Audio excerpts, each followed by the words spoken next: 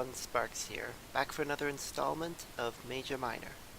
So last time around we made our way to the ball at the King's Castle and learned the truth about Ryu and what's been happening. He doesn't really remember much of his past, only that he was created by Velasquez as a way to combat Nami and Nagi. And yeah, my ability actually allowed him to try things out multiple times over.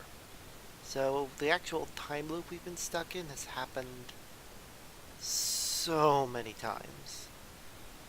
And each time things have happened a little bit differently. So this would be a way of explaining how exactly the save system works and why it is that so many different options can occur. But this timeline that we're playing through right now is the true timeline. Or at least, mostly the true timeline. It's possible we didn't hit all the true flags, but we'll see if we've hit enough. Pretty sure we have. But, once we got to the actual castle, we encountered a fortune teller who honestly predicts death in our future.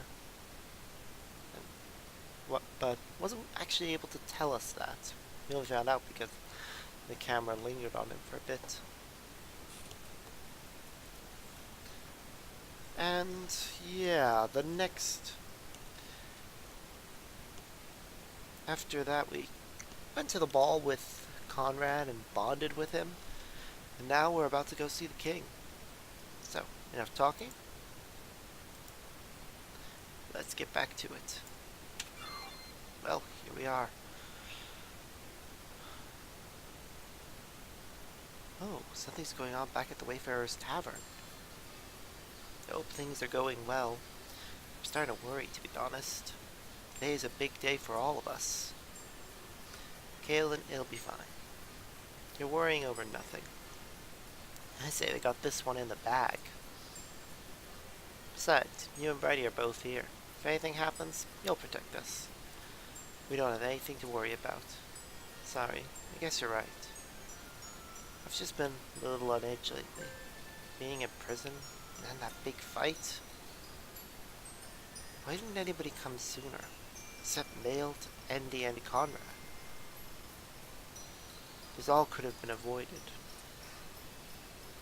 There's no point worrying over the past. Remember, the future is what's important.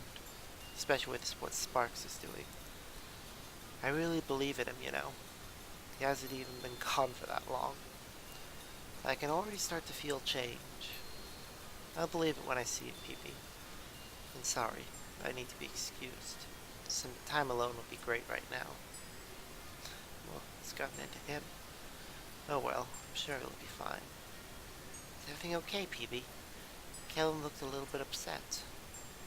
I'm sure everything will be fine. I feel like we did more harm than good, especially what we did for Riley. Well, he got what he deserved in the end. He won't be able to push us around anymore.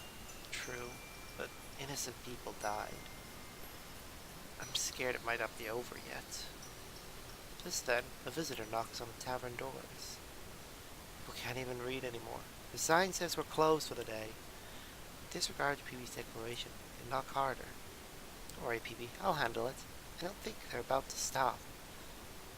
Bridget leaves his brother behind and goes to the door. Keep knocking. It must be important. I hope it's Mom. Now that would be nice. Slowly opens it to breeze. Hey there, welcome to the Wayfarer. We were closed, but I'll help anyway. Something I can do for you today? This is a testament to Father's failure. Built to satisfy an enraged population. I'd say it's no longer needed, Nagi. Correct as usual, sister. And no, we don't need any help. But you're a cute pest, I'll give you that. Yeah, it's a shame he had to get involved. Let's get this out of the way quickly, Nagi. Not like killing the little ones. What the heck? Is she... Are they actually killing all of our friends at the Wayfarer Tavern right now? I hope to God they're not, because that... No. Just no. That is not allowed. They are innocent. This experience is surreal. I don't know how to feel. For everything I've been through. Finally here. A whirlwind of emotion overtakes me. I panic. There are two thrones in this room, side by side. One is a beautiful white, and the other a dark black. Which one, I wonder, which one does Velasquez rule from? I scan the room, take in my surroundings. There's a part of me that finds this room familiar. Of course, I accept that as an impossibility. Again, I accept that as impossible would have been enough. There's no way I've ever been here before. I'm not sure where Velasquez is. This concerns me. Or is it to startle? The door behind me slams shut. I quickly turn and look. See a man clad in royal gear. It's finally happening. This is Velasquez. After all this time, you're finally here. I started to think you might not make it. Please, offer me your hand, Sparks. My God, you're even cuter from that angle. I mean, my what?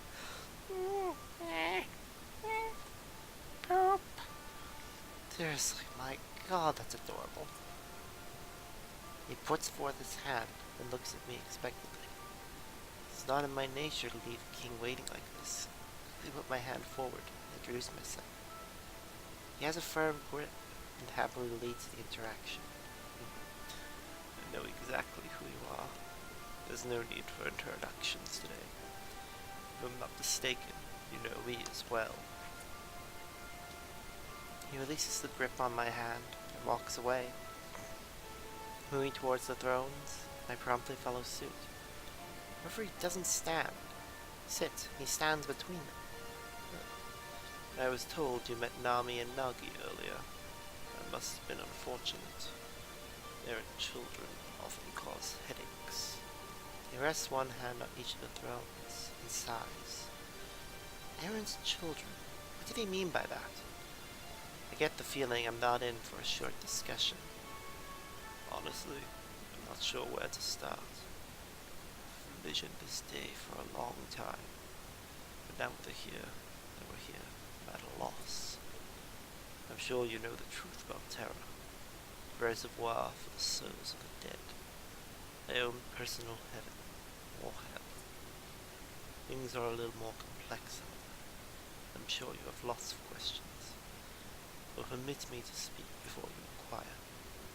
You deserve to know the truth of things, so I'll be nothing less than transparent. Please, sit tight, and listen to my tale. Oh, interesting. The people know I'm not from Terra. They don't know my true origin, nor the reason I've lived in eternity.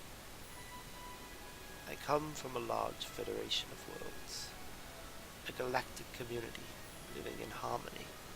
Of course, this was millions of years ago. I can no longer be certain of their status. Terra does not exist in the same space, so I've been out of contact for a long time. Earth is not, as well, cannot reach out. We are in our own reality plane. Billions of these closed-off spaces exist. They are given complete autonomy. You could even say they get stranded, unable to return to the Federation. When I left it behind, it was hurting.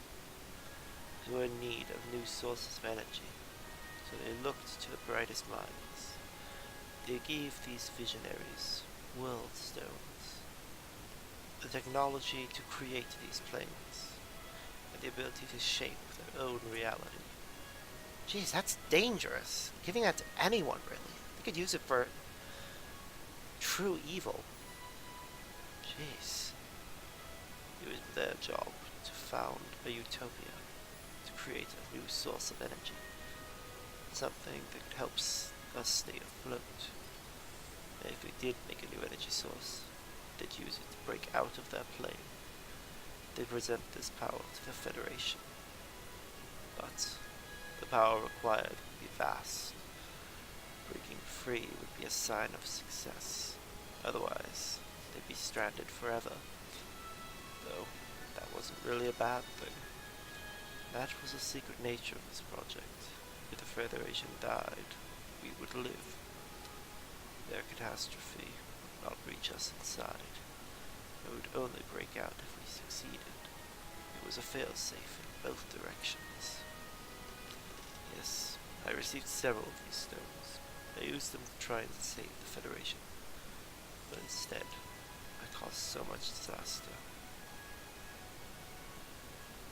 The first thing I did was create terror, a place for me to hide if things failed, my very own utopia, away from harm. Then, I had to create another world where I'd conduct this experiment. After all, I was a Federation scientist, but I thought outside the box. If I created it, I knew I'd fail. I was uncertain and afraid. Our deepest feelings enter our creations. I couldn't paint this canvas with doubt. If I did, it would quickly meet its end. So, I created a sort of bridge, a place between worlds, connecting them, somewhere to experiment and watch from afar. A celestial observatory deck, you could say. Close, yet too far for collateral damage. The Ark, you mean? Wow, so it's an observation deck. Interesting. That's when I took the next step in my plan. I used the stones to create two beings. They were made in the image of perfection. They wouldn't have the doubt that I had. Their sole purpose was to succeed. Error wasn't in their nature. They'd surely carry out my goal.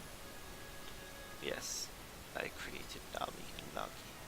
I created Terra and the Ark as well, all using the power of these world stones.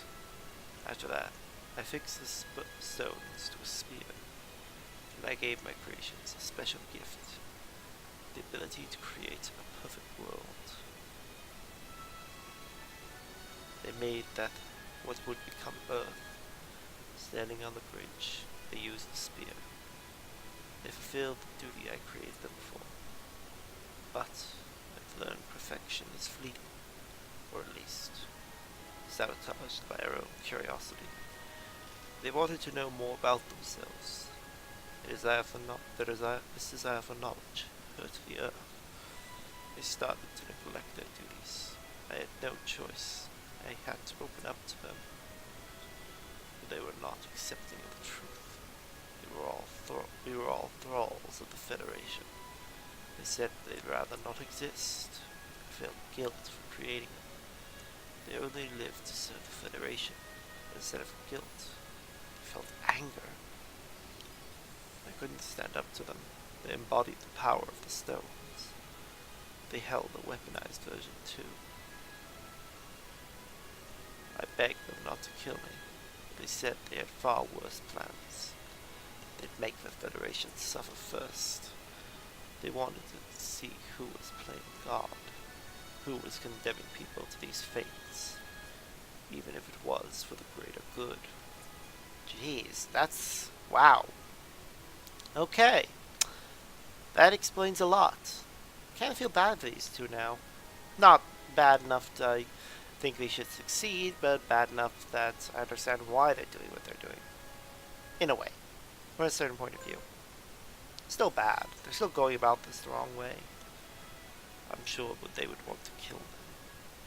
They'd seek to tear the Federation apart. They were convinced this was a just cause. To that end, they broke free. See, stones weren't living beings. They couldn't grow stronger with experience. But Nami and Nagi could, and did. I cursed the fact that I created them. My abstract thinking condemned us all. But it didn't just leave me behind. They engaged in a ritual before they left, something to curse me for what I had done. They used the spear to plague Earth. Disease, famine, death, darkness. They wreaked havoc on what we created. This broke the spear into 3 fragments.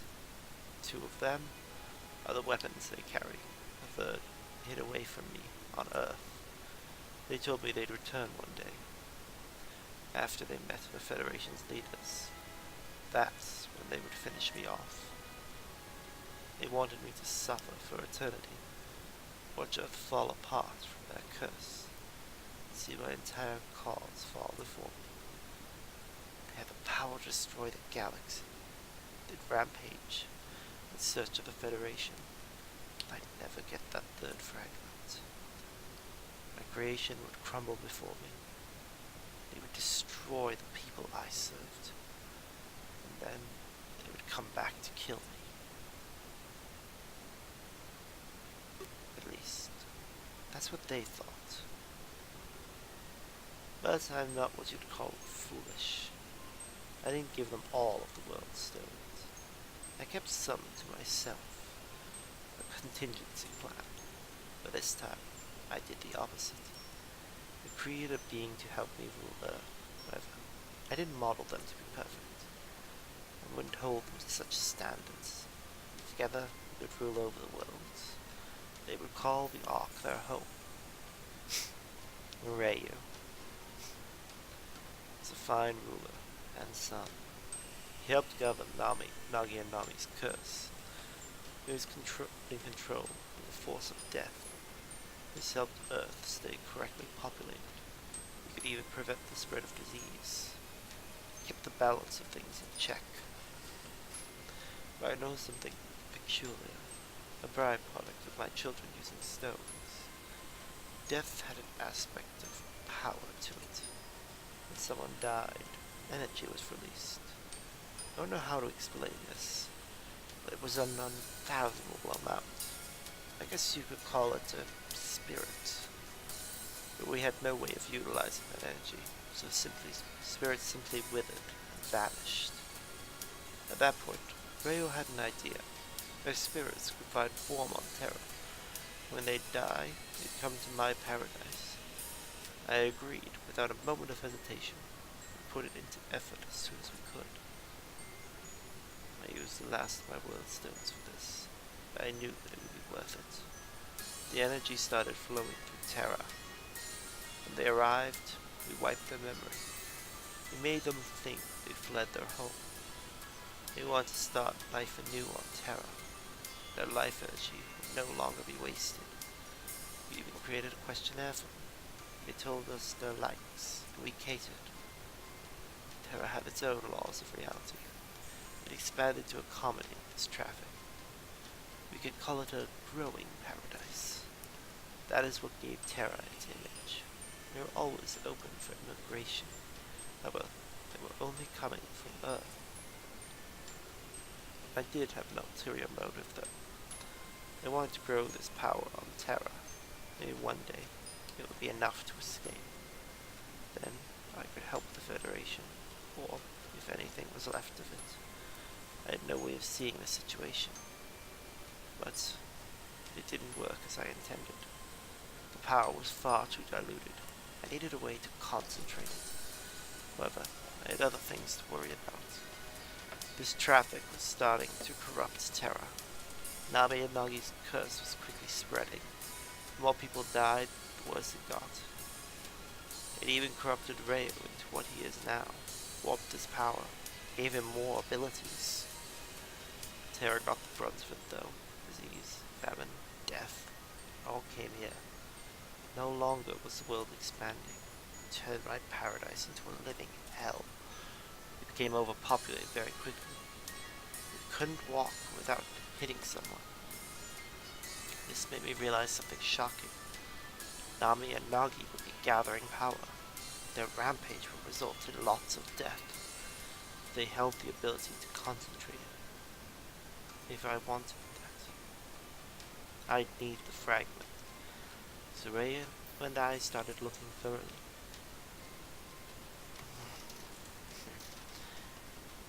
Why do I get the feeling it's going to turn out that I am this final fragment? We looked and searched all over Earth, in constant fear of Nagi and Nami's power. They're far too much of a head start. Eventually, we found the fragment. With everything in place, we planned. How do we grow enough power to stop them? We had to set a trap. They could likely sense energy, so we needed enough to lure them back. The wave past taught me one thing. The stones on my scepter were not enough. I needed to make something living, something that could grow exponentially. So the third fragment was a scepter. As unbelievable as this is, I was following along. Really? I was hoping it would turn out it was me.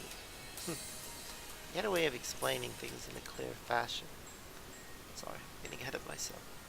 Basically, we wanted to lure them back. We'd unleash our power and tap into theirs. After all, they were harvesting too. I had to assume they held more power. So we only needed to get their attention. When they came, we'd spring the trap. Everything would be present in one room. All three fragments, them, and our lore. A battle would likely ensue, but everything would be connected. We could unleash every bit of power. That's when I break free from here. But I wouldn't stop at just that. I'd go on to break out every reality plane. It would cause a massive chain reaction. In the end, we'd all be free. We could live in harmony, like before. We'd open trade routes and help each other. All of the connections would be open. This has always been my goal, Sparks. The Federation would live on. That billions of worlds would coexist. I'd do what no one else could accomplish. That's what I told the people too. I was just selective in my wording. They could never know their true nature. Okay, let me make sure I have this straight. He created gods, and they went on to rebel. They cursed the earth, so Velasquez was made Rhea. And eventually, Terra became cursed as well. Nami and Nagi wanted to destroy the Federation, so they were likely harvesting energy from death. This meant they were destroying reality planes. Velasquez wanted to kill them and save the Federation. He wouldn't just stop at saving the Federation. He'd give freedom to all of the reality planes. This would pull them into the same physical space. A new universe would be born, completely connected. If that was to happen, he needed to lure them back. He spent concentrating power in his own vessel. When he came to harvest it, a battle would ensue. All that power in a single room would be unleashed. This is what Velasquez would use to carry out his plan. He combined his energy with the energy they harvested. It would be like when Nagi had tried to unleash my power. Instead of destruction, it would be liberation. And that is when one incredible fact dawned on me. Yes, I see you figured it out. About 10 years ago, I started a movement. I presented it as the Exodus Project. I promised I'd open all the connections. It was always destined to fail, Sparks. At least the public would see it that way. But from my view, I set things in motion. I gathered many of Terra's brightest minds, much like the Federation did in the past. Together, we planned a course of action. We needed to create a living being, a vessel with the power of a world stone. Such a feat seemed almost impossible. And one night, I was struck by inspiration, a method that would surely accomplish this. But of course, I could never tell the others. It involved their sacrifice, Sparks. I killed them and stored them in my staff, until I had enough power to serve my goal. I'm not proud of my actions. I didn't want to take after Nami and Nagi. I needed enough power to create a lore. And then Velasquez killed PB and Fidget's mother. That's a horrible thing to do. I'm shocked. Don't jump to conclusions, Sparks. They are still alive and well, just held within the vessel I created. And that's where I was quite dishonest. The Exodus Project was not a failure. In fact, it created you. Okay, yep. So that explains a lot. So, Scepter is the final of the part of the spear, and I am basically constructed from a collection of souls. Wonderful. I take a few steps back, my confusion intensifies. I start to panic. What's that? Panic. That was the last thing I expected. This feeling must be akin to what Nami and Nagi felt. I was just a pawn? Velasquez? The Federation? Please, my child, do not panic.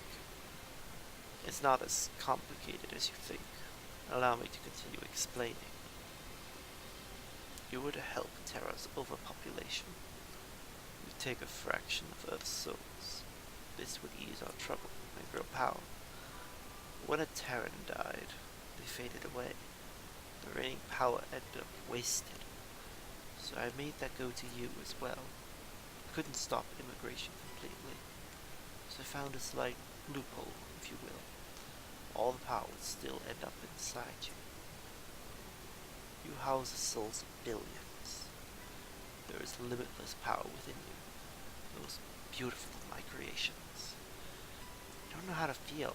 This doesn't make sense. What about my memories and my name? I know this must be a shocking revelation.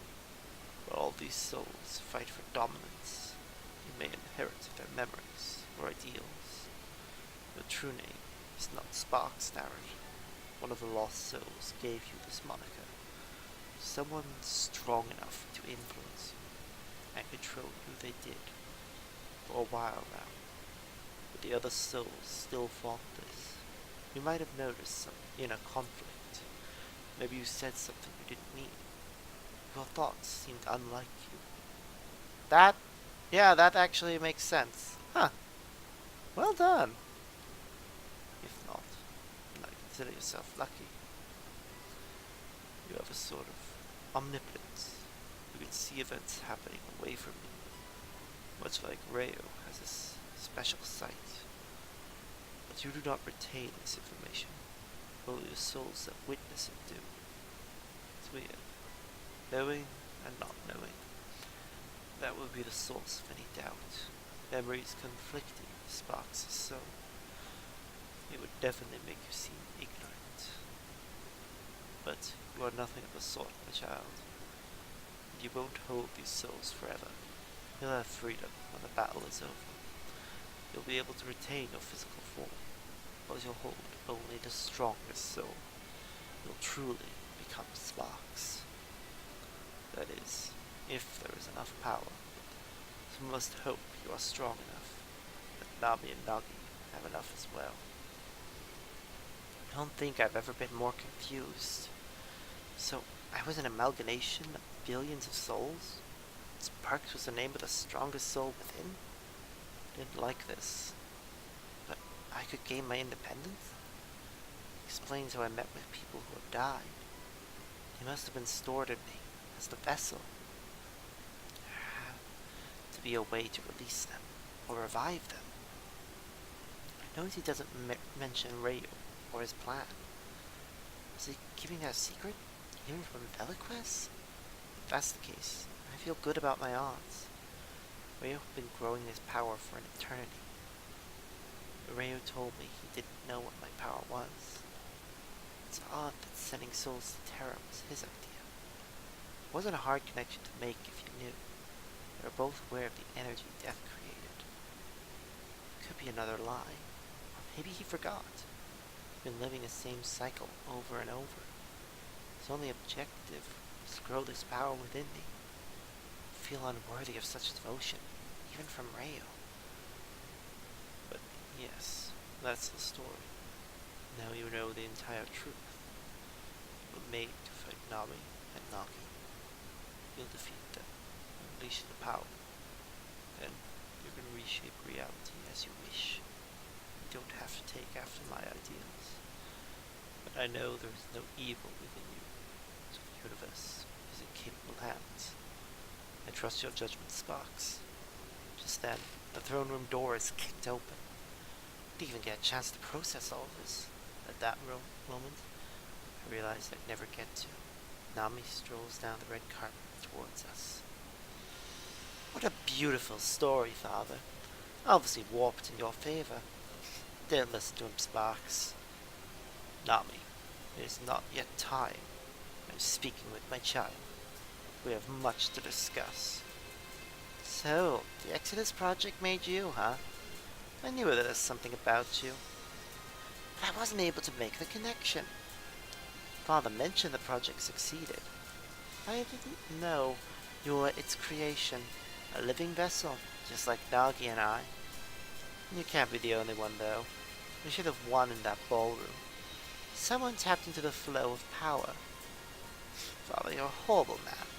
You want to create more slaves? Why didn't you learn your lesson? I did, Nami. I truly did. That is why Sparks and Rayu won't fail. I placed all of my hope on them. So, the other one is called Rayu. Another name to add to my list. None have been able to escape my wrath. Father, you're a foolish man. I can't believe Sparks would trust you. You only create others for your own gain. Nami looks at me, displaying signs of sadness. She lowers her sword, as if to show a lack of hostility. Father is a pawn, creating more pawns. He doesn't love his creations. If they rebel, he wants to kill them. I'm sure he's planning our demise. It's likely he wants to use you. That's all he ever does. Use people. All of Earth and all of Terra is full of pawns to achieve his goal. Renewed sustenance for the Federation. Nobody here exists beyond that purpose. And that is the harsh truth of things. The Federation thinks they can play God. Or at least, they did think that. What? Nami flourishes her sword before attacking Velasquez. She skewers the blade through his gut, smirking. Straight in his eyes, she laughs. Your Federation is no more, Father. Destroying it was almost too easy. My sights have been set much higher now. I've waited so long for this. The chance to destroy your dreams. Punish you for everything you've done. Blood drops to the floor. I look on in shock. I want to do something. I can't come between them. Paralyzed in fear as I watch Nami kill Velasquez. Nami, please. We had such a hopeful existence. We had the potential to do anything.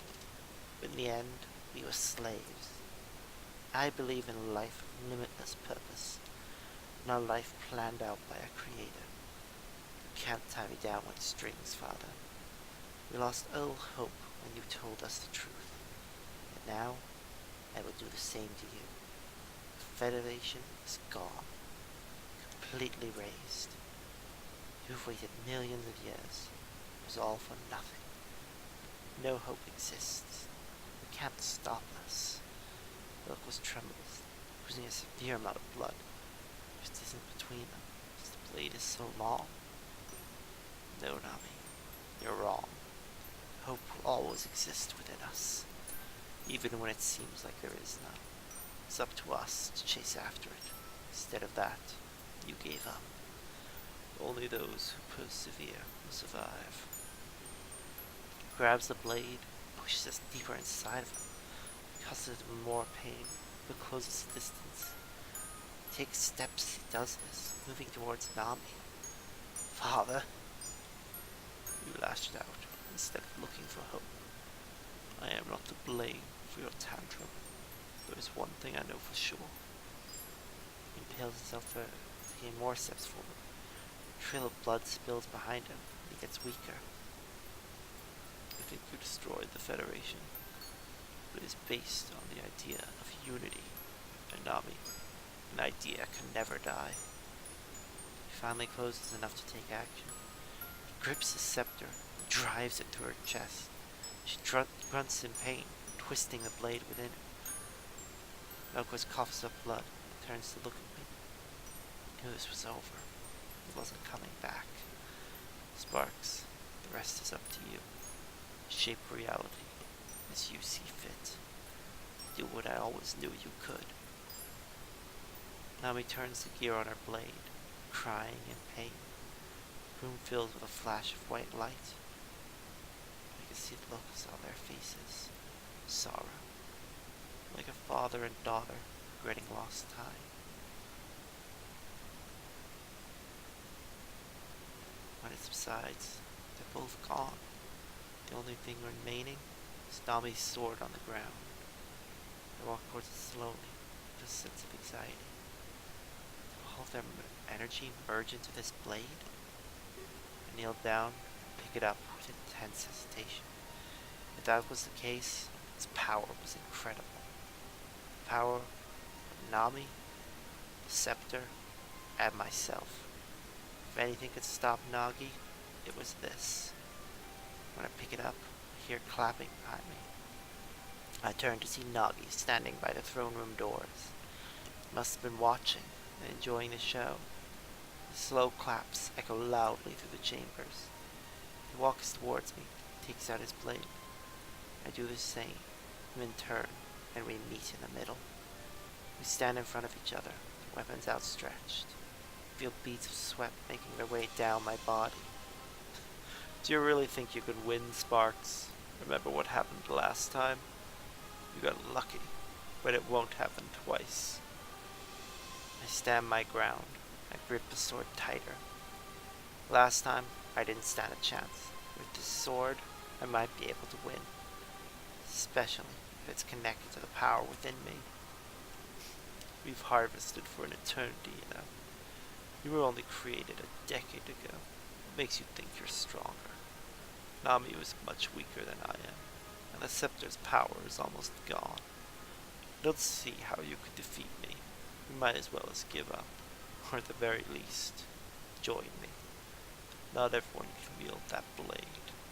He's insane if he thinks I'd want to join him. He and Nami must have destroyed so many reality planes. Lives of countless billions were in these blade. I wanted to free them, not harvest more. At the same time, he could easily defeat me. And I'm unsure if I had enough power to stand up to him. There's a part inside of me that wants to join him. The souls inside of me must be fighting one another. Conflicted, I presume. It's no surprise, given what you are. We're not so different, you know. Tools created by Father. No, tools created by the Federation. Only left with doubt when told the truth. If you didn't help him, he'd kill you. He did it to Nami without any hesitation. We're only fighting for our freedom. He lowers his blade, like Nami did earlier. Then he stares into my eyes and smiles. Don't you want freedom too? Your destiny has never been your own. Everything has been decided for you. I'm not as evil as Father made me out to be. I just went against his horrific ideals. He believes that slavery is acceptable. It's not just my freedom that I desire.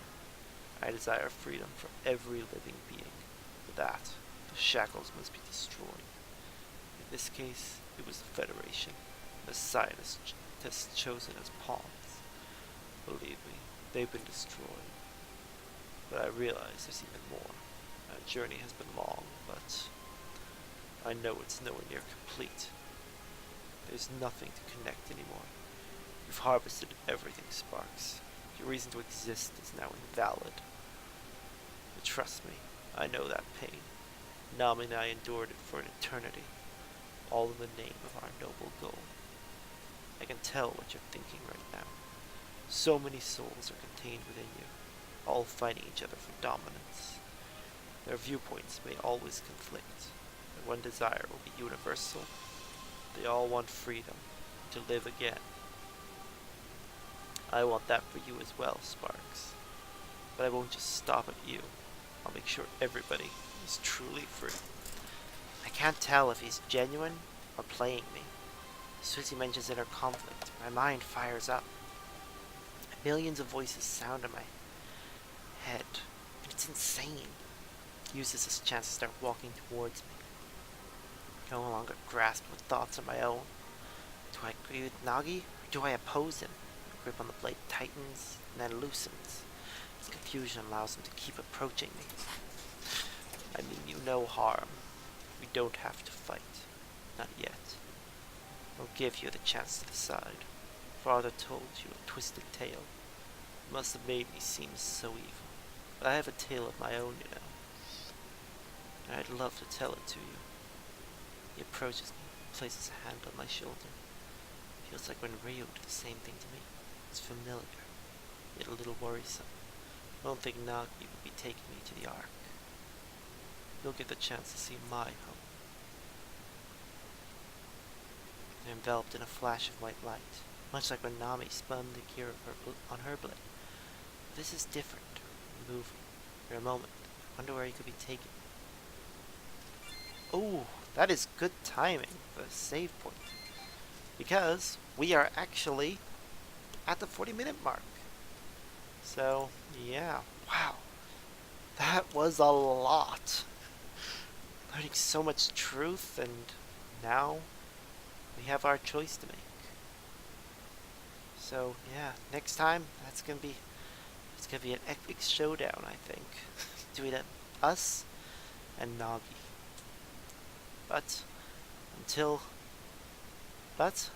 next week, we're just gonna have to wait. So, till then, see yas.